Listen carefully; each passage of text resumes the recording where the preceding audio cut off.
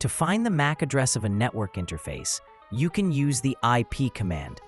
To extract the MAC address from the output of the IP command, use the -B and -R options, then use grep with the -V option to ignore the line related to the loopback interface.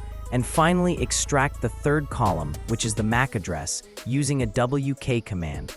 But how can we write a script that first takes the name of an interface, checks whether that interface exists, and then returns the MAC address without needing any commands like IP or ifconfig? To write the script, in the first step, I check the number of arguments using the variable $hash. The argument must be the name of a single network interface to display the MAC address. If there are 0 or more than 1 arguments, an error is displayed, and we exit with exit code 1. In the second step, I create a variable named ifName and store the value of the variable $1, which is the first argument passed to the script, inside it.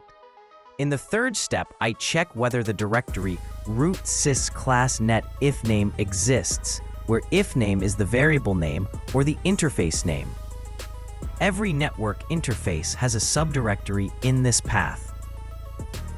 If the directory does not exist, then the interface name you sent is not present in the system. An error message will be printed.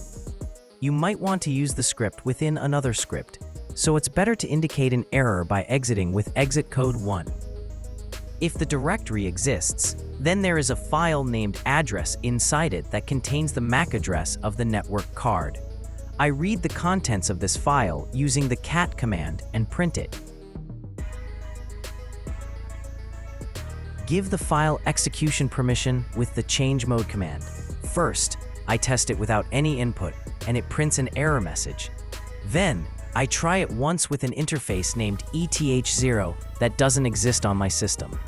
Finally, I try it with an interface named ENP0S3 that does exist on my system, and it prints its MAC address. I hope you found this video helpful, and I'd really appreciate it if you subscribe to the channel.